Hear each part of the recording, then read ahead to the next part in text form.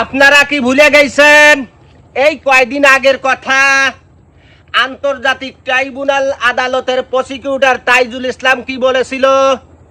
উনি বলেছিল এই সপ্তাহে দেশে বড় দুর্ঘটনা ঘটে যাবে।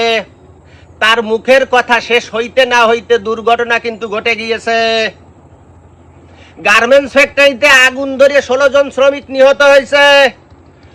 অসংখ্য শ্রমিক এখনো নিখোঁজ রয়েছে। সদরঘাটে লঞ্চে আগুন ধরে লঞ্চ পুড়ে ভস্ম হয়ে গেছে। শাহজালাল আন্তর্জাতিক বিমানবন্দর টার্মিনালে আগুন ধরে কোটি কোটি টাকার ক্ষতি সাধন হয়েছে।